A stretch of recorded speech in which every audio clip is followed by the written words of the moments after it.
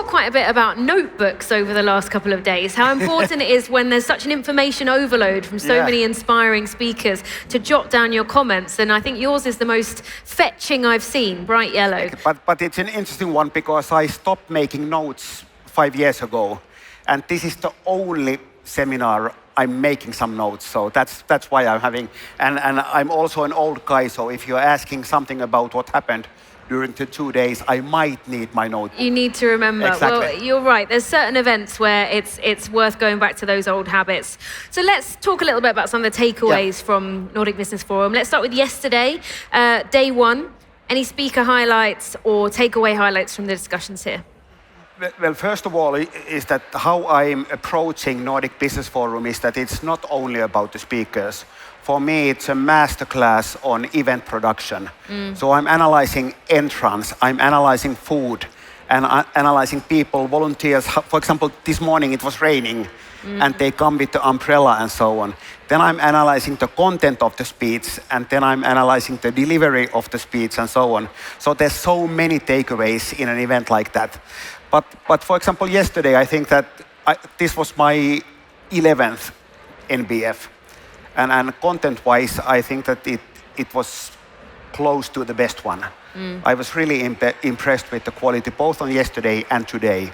But for example, yesterday, I loved Liz Wiseman, was super good, super kind of like the basic thinking she was having, really great. The ending with Vilku Idara, excellent one, and so on. So I was really impressed with yesterday. Yeah, I really enjoyed hearing from Will Guidara as well. And if you missed his live stream interview here in the HS Visio stage, that's going to be available on YouTube shortly. And also Margaret Heffernan, she talked about the concept of willful blindness, why we can keep going in certain directions without taking action, without calling people out. Actually. I thought that was a really important talk and some messages that we can all take away. Yeah, and I adore the concept of willful blindness by Margaret. It's a beautiful concept, and actually I met her yesterday and I said that that's been a meaningful concept for me, the willful blindness. Yeah, really, really interesting stuff. And what about today? We kicked off the day talking about happiness, whether Finland really is the happiest country, what we can learn from Finland. Did you get to catch that discussion? In Finns, we are kind of like really odd people because I would say that practically all the countries in the world would be proud if they are selected to be the happiest country in the world. We are slightly ashamed, so we are saying that, well, that's not really correct and so on. But I think that in Finland, happiness is a combination of so many things because it's your mental state, but it's the freedom, it's the nature, it's the lack of some of the problems, lack of some poverty and so on. So I'd say that Finland is a good combination of good life. Yeah, we had some really interesting debates around that. That was the first session of the day here on the live HS Visio live stage. What about on the main stage? We had Brené Brown, we had Kim Scott. What were your highlights there? Again, I'd say that I loved the whole day, how Brené was ending extremely emotional. I was happy that it was a combination. Let's say, for example, the whole narrative of today is that we are starting from a really tough business, analyzing the economy of Europe, and then you are ending it with the emotional side and so on, extremely moving. Both the energy she's bringing to the stage was mind-blowing. What Kim is talking, really powerful, the basic model she's having and so on. So there's so many takeaways throughout the day. Yeah, I agree. And I just think generally in business, there's still a long way to go, but we have come a lot further than we were a few years ago in terms of being vulnerable, showing our authentic selves, being more honest, and saying when we don't know something and what we need to find out more about. Exactly, and we are in a top leadership event, and you are talking about showing your emotion and so on. So that's kind of like really meaningful for me because 5 years ago it was all about strategy, and at the moment it is about strategy, but it's also about the emotional side. And I think that that's the direction where we should be heading, especially, for example, when we are leading the younger generation and so on. You cannot do it without emotional skills. Yeah. Was there anything that you felt after today, I still don't know enough about that, I need to go and read up on that, that's what I want to investigate more? Well, I'd say that I'm gonna be reading Kim's book because I think that I like models which are extremely simple, but still there's kind of like the basic idea behind those is so powerful is that you immediately know that this is kind of like what I want to study. So the basic idea, for example, is that every time you are giving feedback which is not received well, it's because I haven't been able to show that I also care. And that's a powerful one. The other one, which was for me personally a tough one, was the accidental diminisher concept yesterday, because I would say that that's me. That was Liz Wiseman, exactly. yeah. I met Liz and I said that 3 out of 6 could describe me. For example, is that I'm 57. I've been running companies for 35 years, and I would have loved to hear that 35 years ago. So I've been thinking is that I've been helping people by giving them ideas and so on. And actually, what Liz said is that it might be doing vice versa, meaning is that they have a feeling is that shut up and let us come with the ideas. Even if it comes from good intentions. Exactly, and so on. Yeah, it was really interesting to hear from her. I mean, a lot of the speakers focused on different topics, but the overarching theme was courageous leadership. Why did it feel so important for NBF to focus on that this year, this particular moment? Well, I think that it's obvious because we live in a time which is really uncertain. We don't know what will happen, whether we are talking about geopolitical situation, whether we are talking about nature, global warming, viruses like corona and so on. So it's an uncertain and it's a really competitive environment. So I think that it's actually obvious. But what I loved about this one is that the view you are getting regarding the courageous leadership is 360, meaning is that it's not just that you have to be bold or you have to be brave or you have to focus, but it's so many things, meaning you have to be humble, you have to listen, you have to be kind and so on. So what I loved was sort of like the bigger perspective on an important theme. Yeah, I agree. Many, many nuances exactly, to the same issue. And let's talk about next year. The theme and some of the guests already announced on the main stage. Not all of our live stream viewers will have been following that. So the big theme moving forward, what's behind that as the driver for next year's top topic? Maybe it's kind of like continuation from this year. And there's been so many difficulties. There was corona, there's been economical difficulties and so on. So maybe the basic theme is that, okay, but what would be the next stage? How do we move to something new? How do we see the optimism? And what I like about the lineup of next year is that, again, there's the diversity.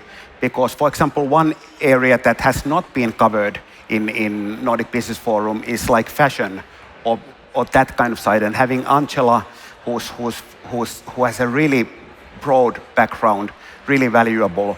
Or Rick Rubin, who I love, is that he's bringing personal growth, the mindfulness side, personal well-being and so on. So I think that adding kind of like those things, I think that they are more and more important for any leader at the moment. So exciting package to come. Yeah, so you mentioned a couple of them. Who else is on the lineup for anyone that didn't catch it before? Well, of course, Simon Sinek is always... Simon Sinek is a powerful one because the basic ideas he's bringing are strong, but he's also on stage.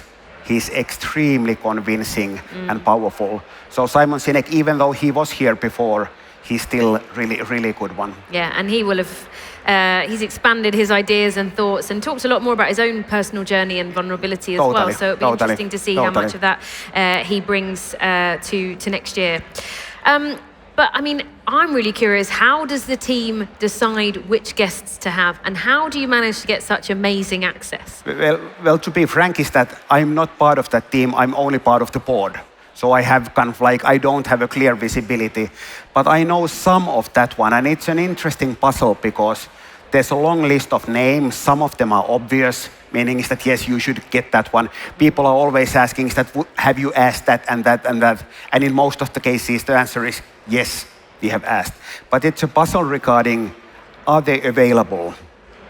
Committing to a next year, not a simple one for many people. Then the budget-wise, because some of them are extremely expensive, some of them are not so expensive.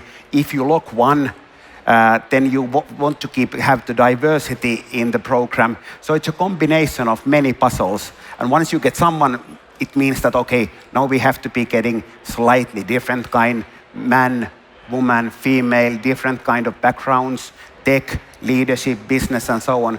So it's all about having a balance between those. Yeah. But I also think is that any speaker who comes here, they are impressed. They are impressed about the event, but they are also impressed about the hospitality. So it's about details. When they come to Helsinki, how are they welcomed? How do you make them feel in here and so on?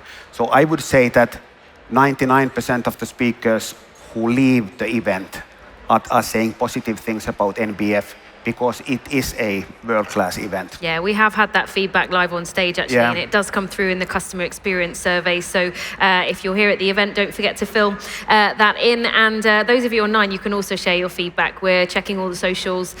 So it's the hashtag nbforum 2024 if you'd like to share your thoughts and ideas on what's been done well. Also, what could be done better. Yeah. Oh, I think that it's an interesting one. I loved what Will Kuidara was saying on the stage, is that he was running a 3 Michelin star place, 11 Madison in New York, one of the best places in the world at the moment. And they were analyzing the customer journey of people who come to the restaurant. And they were dividing the customer journey into 120 different touch points. Yeah. It is amazing. So I think that when you are analyzing an event like this, I think that there's at least 120 touch points that can be improved. Meaning, when you buy the tickets, when you get the tickets, when you do your registration, when you do the security, about the food, about the welcome, what if it's raining, what if some speaker is late or whatever. So there's all these details. And I know that the band, the whole team behind this one, they love to be thinking about the details. And I'm a part of a group when we are discussing during the event about some things which can be improved. And we can be sending a message and the team responds immediately. Yeah. So they can be making changes on the fly, on the run.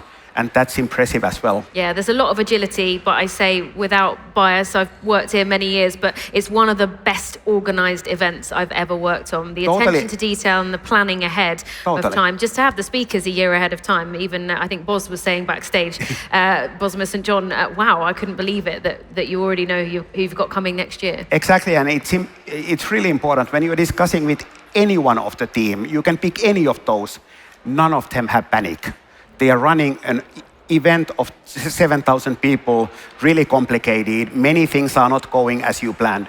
And none of them are showing even the slightest sign of panic. They are walking slowly, they are smiling, they have time to discuss. And that's also because that's spreading. The kind of like the peaceful atmosphere is spreading to each and every person in the event. Yeah, well, I hope everyone's had a brilliant time. It's great to see many of you still here in the audience and watching us online. Thanks very much for joining us. Thanks for the invitation. Thank you. Thank you.